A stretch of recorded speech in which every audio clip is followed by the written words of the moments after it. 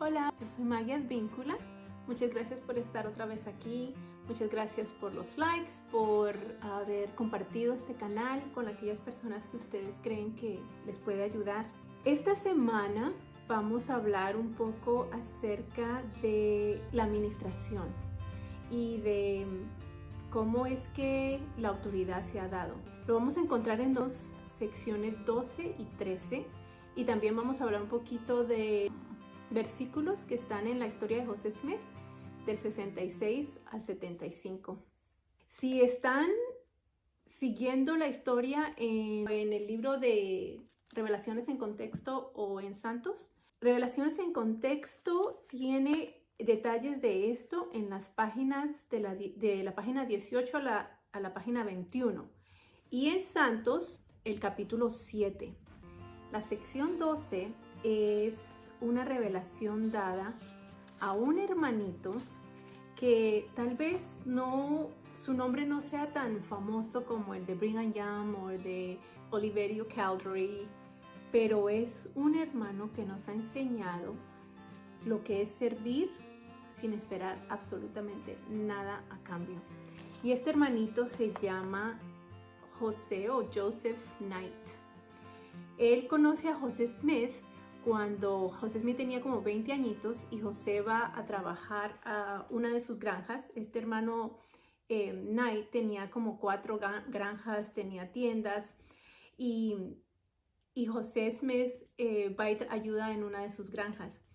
Después, por uno de los diarios de uno de los hijos, hizo el comentario de que José Smith había sido uno de los mejores trabajadores que él había tenido.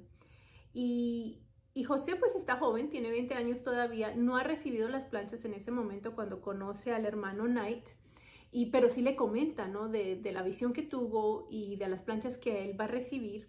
Y el hermano Knight le cree y lo escucha. La hermanita Polly, que es la esposa del hermano Knight, también es una hermanita que ayudó mucho, sirvió mucho en la iglesia y desde un principio, ¿no? Cosas que hicieron los Knights, por ejemplo, la noche en cuando Emma y José Smith van y sacan las planchas del cerro de Cumorah y lo meten como en un árbol, ¿se acuerdan? Y que después vienen y lo recogen después. Emma lo está esperando en una carroza. Pues esa carroza en la que Emma lo está esperando le pertenece al hermano Knight.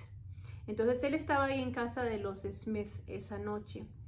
También cuando José Smith se va para Harmony y está con Oliverio traduciendo, nunca pensamos en esos detalles, ¿no? Pero ¿de dónde salía el papel y la tinta y suficiente comida, hacer el pago de la casa a los suegros de José? ¿De dónde salían todas estas cosas? Y lógicamente habían ángeles ministrantes que el Señor había tocado sus corazones para que ayudaran en esta obra. Cuando uno piensa en ángeles, uno siempre piensa en unos seres que están al otro lado del velo, que no están entre nosotros, que no podemos ver, pero en realidad hay muchos y se nos ha dicho mucho, especialmente últimamente el presidente Nelson y otros líderes nos han hablado de que nosotros podemos ser ángeles también, ¿verdad? Y que cambiaron el llamamiento de maestros orientadores o maestras visitantes a que somos como hermanos ministrantes, o sea, ayudamos a cuidar de los unos de los otros. Y de eso es lo que yo estoy hablando cuando me refiero a los hermanos Knights como ángeles ministrantes. Ellos entendieron eso muy temprano en su conocimiento del evangelio y cuando comenzaba a restaurarse la iglesia.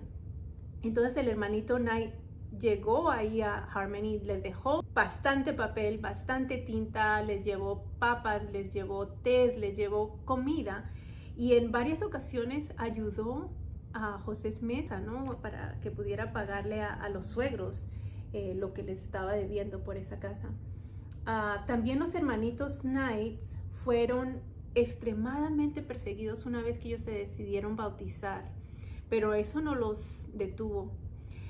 Ellos estuvieron con los santos en Kirtland, Ohio, cuando estuvieron construyendo el templo. Ellos estuvieron ahí. Ellos también fueron perseguidos. Ellos fueron echados de la ciudad de Jackson en Missouri. Y lo interesante es que donde llegaran los hermanos Knights, el hermano Knight era muy bueno con los negocios. Entonces él sabía que tenía que primero hacer una granja y de esa granja sacar los alimentos o lo que fuera a sacar y poner una tiendita y luego vender. Y él siempre estaba empezando un nuevo negocio donde llegara y le iba muy bien. Y eso le fue enseñando también a sus hijos. La hermanita Polly, tristemente, cuando ellos están saliendo de Jackson City, ella muere, le da neumonía y muere. Y como al mes o unos poquito tiempo después, la hija de ellos también, Esther, también muere. Entonces vemos que el hermano Knight le están pasando muchas tragedias también. Está pagando un precio alto por seguir constante ayudando en la obra, pero él no se desanima.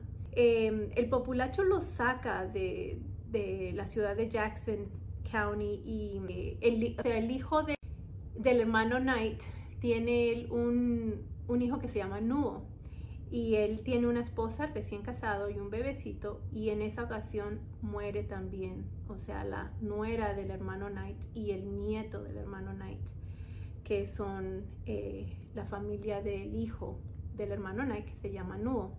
Ellos llegan a Nauvoo y lo mismo, ponen una tienda y comienzan su negocio y les estaba yendo muy bien. En esto es cuando sucede el arresto de José Smith y Hiram, de lo que hablamos la semana pasada, cuando se los llevan y los asesinan en la cárcel de Carthage. Y el hermano no ve esto, pero no se desanima, él sigue apoyando. Cuando salen de Nauvoo y los echan de Nauvoo y Brigham Young es el nuevo profeta o el nuevo líder en ese momento y comienzan a ir sin saber que se van para Utah, ¿no? Simplemente se iban para el oeste dejándose guiar por el Señor. El hermano Nuo y su hijo y sus hijos siguen también y se van. Y ellos van en camino de Nauvoo para el oeste, para Utah. Y en el camino, en Iowa, en Council Bluff, muere Nuo también. Al poco tiempo, cuando ya nomás iba a Pisgah, Iowa, Mount Pisgah, ahí muere el hermano Knight, entregando y sellando su vida por el evangelio y por la restauración. Pero lo bonito de los hermanos Knights es que no termina ahí. El hermano Nuo tiene un hijo que se llama Jesse Knight, y él llega a Salt Lake. Y lo bonito es que aprendió a cómo hacer negocios y también cómo ser inteligente y dejarse guiar por el Señor para que su dinero creciera y ayudar en la iglesia. Y él también se convierte en un negociante muy bueno en Salt Lake City. Y llega al punto de que cuando decide establecer la Universidad de Brigham Young, que es todo muy conocida ahora, uno de los que pudo dar más dinero para eso, contribuyó en eso, fue Jesse Knight. Y hasta el día de hoy, en el campo de la Universidad de Brigham Young, hay un edificio que se llama el edificio humanitario Jesse Knight. Entonces podemos darnos cuenta la importancia de una familia cuando entrega su corazón al servicio del Señor. Y cómo no son conocidos, no escuchamos mucho de ellos, no son tan famosos, digamos, como algunos otros hermanos de esta época, pero igual ellos sirvieron y uno a uno fueron sellando su testimonio con su propia vida. Creo que el Señor los debe tener en un lugar muy especial porque en realidad entendieron a una muy temprana edad en su espiritualidad lo que es ser un ángel ministrante. Entonces vayamos a la sección 12 y vemos en el versículo 6 cómo le habla el Señor, porque el hermano Nuo le pregunta a José Smith, igual que todos los que están ansiosos por querer saber, pregúntale al Señor cómo puedo ayudar. Y esta es la sección en la que se le dice al hermano Nuo cómo puede ayudar. En el versículo 6 vemos que dice, y ahora, ya que has pedido, he aquí te digo, guarda mis mandamientos y procura sacar a luz y establecer la causa de Sión. Ahí estamos viendo. Esto no es para nosotros nada más, ¿verdad? Nos habla a todos, porque él mismo lo dice ahí en el versículo 7, dice, he aquí te hablo a ti y también a todos aquellos que tienen deseos de hacer salir a la luz y establecer esta obra. En el 8 dice, y nadie puede ayudar en ella a menos que sea humilde y lleno de amor y tenga fe, esperanza, caridad. Será moderado en todas las cosas en lo que Él nos mande. Entonces podemos ver que lo que es fe, humildad, amor, esperanza, caridad, todo esto es lo que necesitamos desarrollar si queremos servir en Sion, pero que sea en una forma moderada. Y yo creo que eso fue lo que le ayudó al hermano Knight a no querer todo el mundo lo conociera a él por los hechos, sino simplemente trabajaron, la familia Knight trabajó constante, callados, sin esperar nada a cambio, más que ayudar en la gloria del establecimiento de Sion. Y me encanta eso, que nosotros podamos aprender de esos últimos consejos, de estas últimas palabras que el Señor le dice al hermano Knight. Bueno, con eso en mente, sabiendo que tenemos que establecer Sion y que hay ciertas cosas que debemos hacer para establecer Sion, vamos a pasar a la sección. La sección 11, vemos que el encabezamiento de la sección es aún más grande que la misma sección, ¿no? Es una de las secciones, es solamente un versículo y es la más chiquita, pero tiene un poder increíble y es como la llave en la que cuando se abre el establecimiento de la iglesia.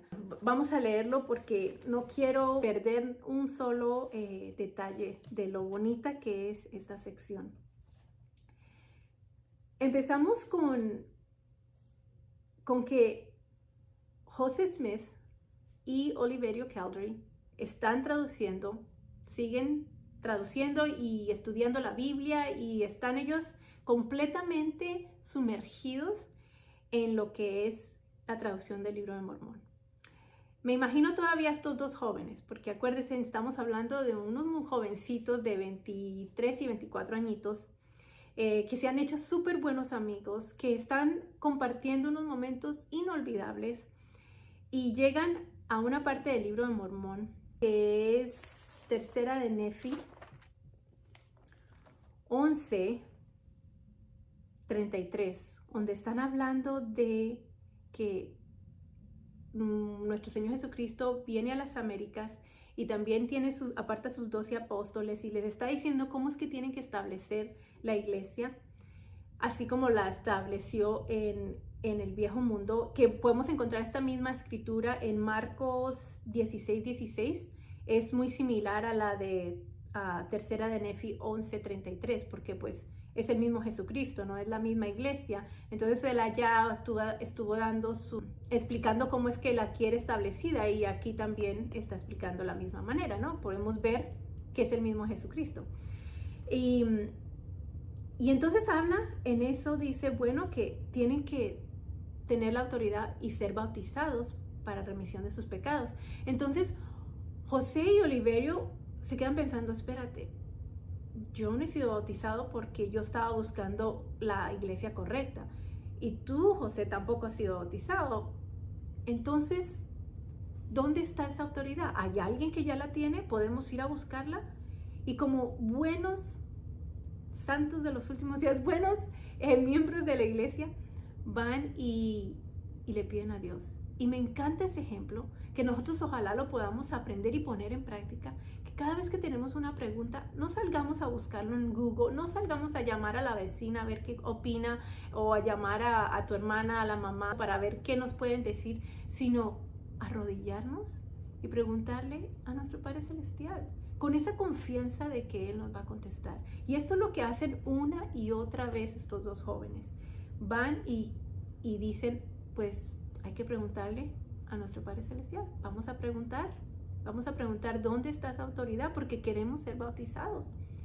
Pero como esta pregunta es un poquito más importante, yo me imagino que no fue la única vez que ellos fueron al bosque a orar, pero lo tenemos escrito por lo que fue una de las visitas más impactantes en este momento, porque reciben la autoridad para bautizar. Esto nos lleva a que leamos en la historia de José Smith, que eso es otra de las asignaciones de esta semana. Y si vamos a la historia de José Smith y comenzamos a leer en el versículo 68, vemos cómo se desarrolla esta historia. Y dice, el mes siguiente, mayo del 1829, encontrándonos todavía realizando el trabajo de la traducción, nos retiramos a un bosque un cierto día para orar y preguntar al Señor acerca del bautismo para la remisión de pecados, del cual vimos que se hablaba en la traducción de las planchas. Mientras en esto nos hallábamos orando e implorando al Señor, descendió un mensajero del cielo en una nube, y habiendo puesto sus manos sobre nosotros, nos ordenó diciendo. Lo que vamos a leer ahorita es el versículo 68 de la historia de José Smith, pero es la misma, casi palabra por palabra, la sección 13. Ok, entonces acaba de bajar este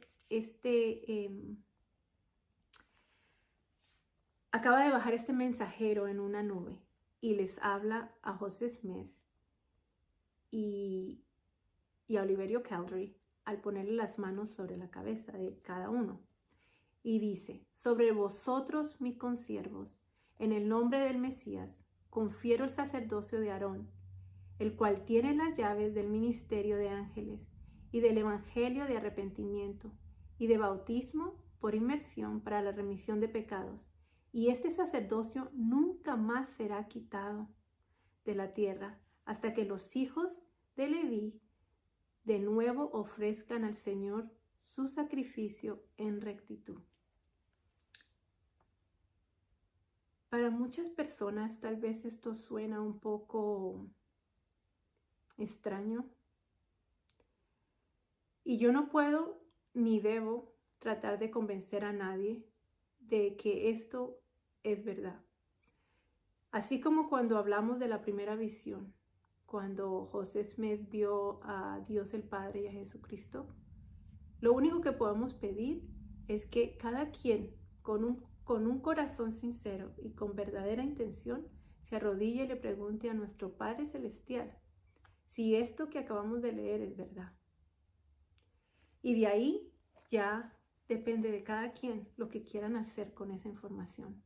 En el versículo 70 seguimos leyendo.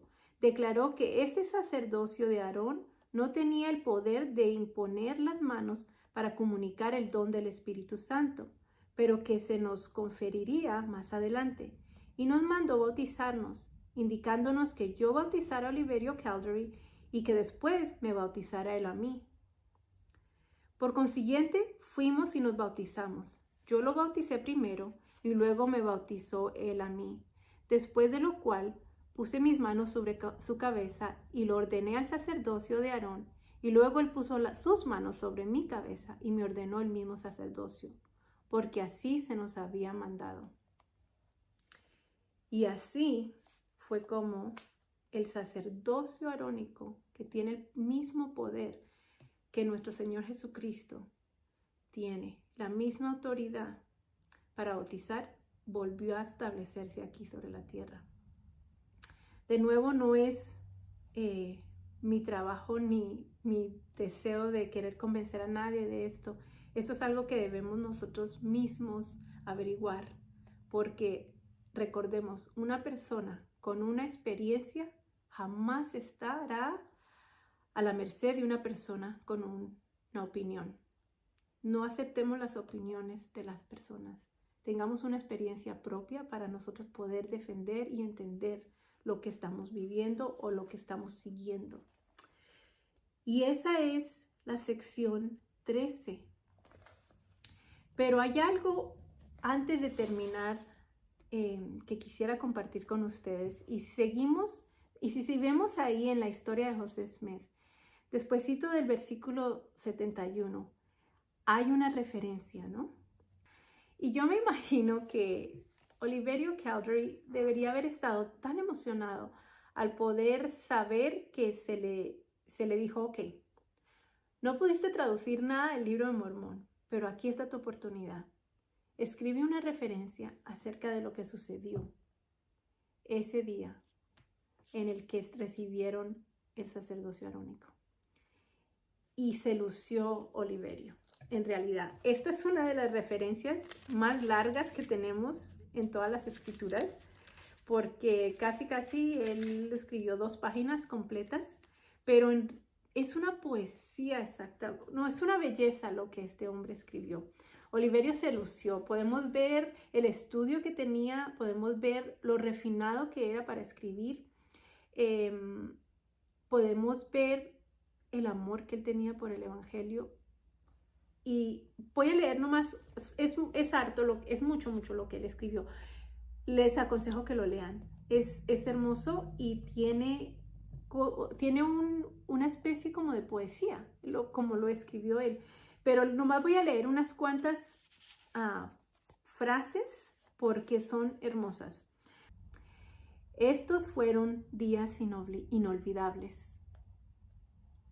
Estar sentado oyendo el son de una voz dictada por la inspiración del cielo despertó la más profunda gratitud en este pecho. Día tras día yo continué escribiendo las palabras de su boca sin interrupción. Me encanta esa frase. Estos fueron días inolvidables. ¿Cuántos de nosotros hemos tenido esa clase de días? Yo recuerdo días así en mi misión. Recuerdo días así en el tiempo en que estaba criando a mis hijos. Recuerdo días así cuando mi esposo y yo empezamos a ser novios y el proceso de nuestro noviazgo y llegar a saber que el Señor nos había preparado mutuamente. Yo recuerdo esos días también como momentos inolvidables, y la razón por qué fueron inolvidables era porque no estábamos enfocados en las cosas cotidianas. No recuerdo qué casa o qué ropa tenía puesta o qué fue lo que comimos o a qué restaurante me llevó mi esposo, o no recuerdo esas cosas. Recuerdo el sentimiento, recuerdo el espíritu que hubo en esos momentos, y por eso es que son inolvidables. Si seguimos leyendo esta hermosa escritura de Oliverio, por ahí casi llegando al final, hay otras 2 frases que quisiera compartir. Luego dice: no procuraré describir los sentimientos de este corazón, ni la majestuosa belleza y gloria que nos rodeó en esa ocasión, refiriéndose al día que recibieron el sacerdocio. Pero sí me ha de creer cuando te digo que ni la tierra ni los hombres, con la elocuencia del tiempo, puedan siquiera empezar a adorar el lenguaje de tan interesante y sublime manera como este santo personaje. Yo nomás me imagino escuchar a un ser celestial. Debe ser hermoso, pero me encanta cómo Oliverio lo explica, porque me da como hasta escalofríos por lo bonito que lo dice, ¿no?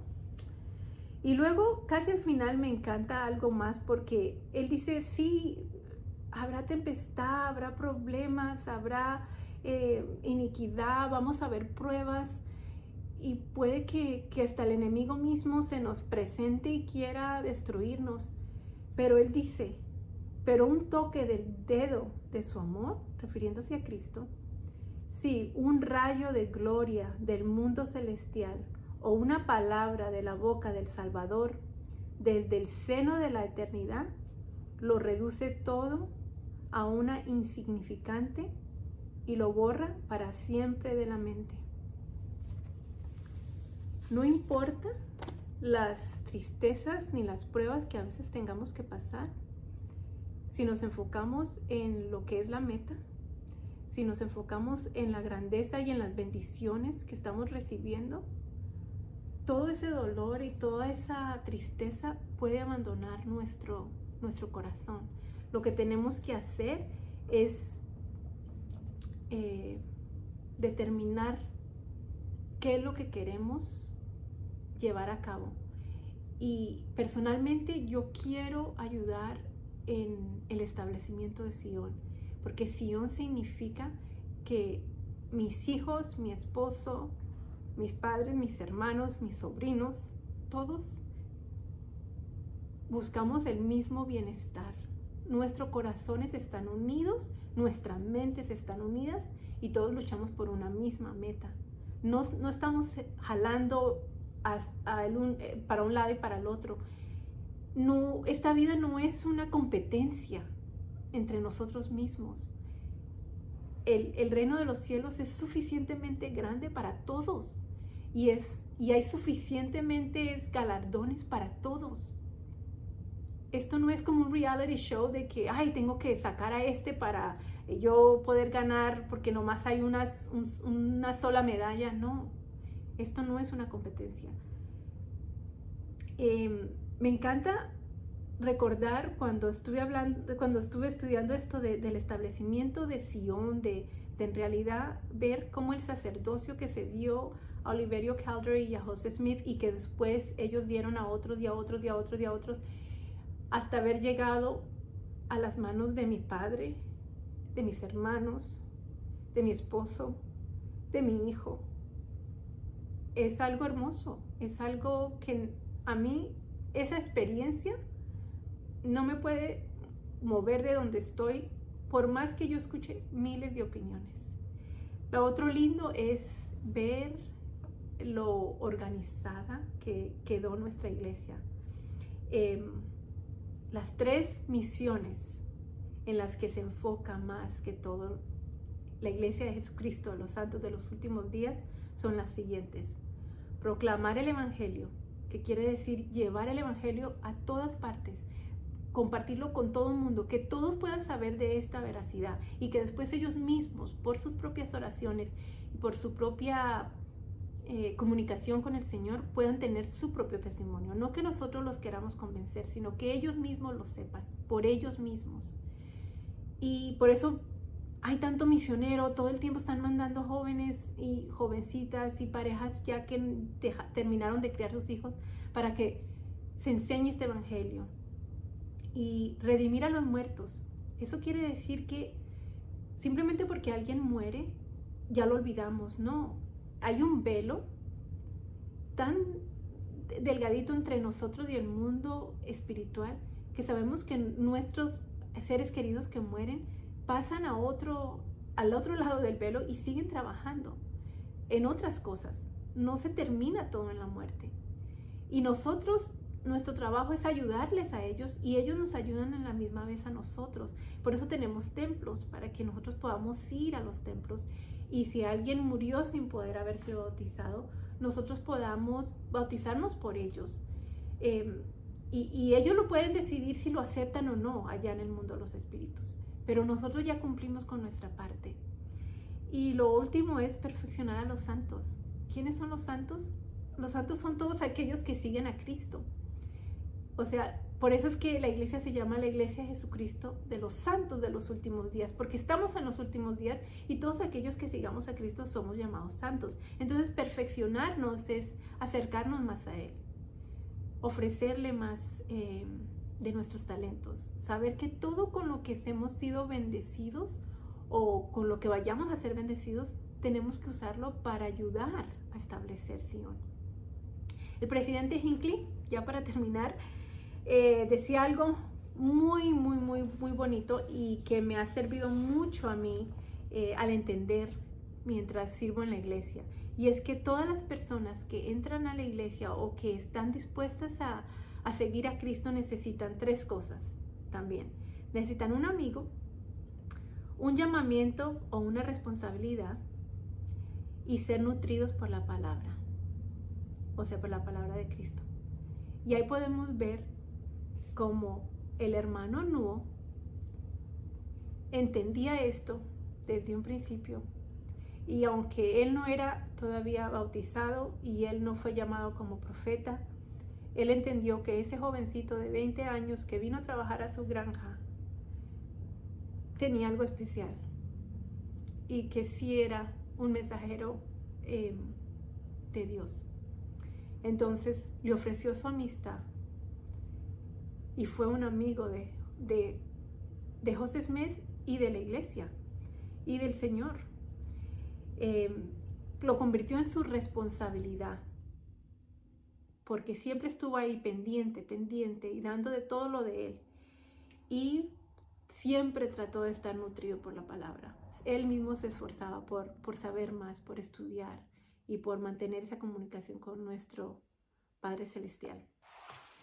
Que disfruten el hecho de poder ser santos de los últimos días y que podamos ayudar en el establecimiento de Sion al proclamar el Evangelio, redimir a los muertos y perfeccionar a los santos. Que tengan una hermosa semana y nos vemos en la próxima. Chao.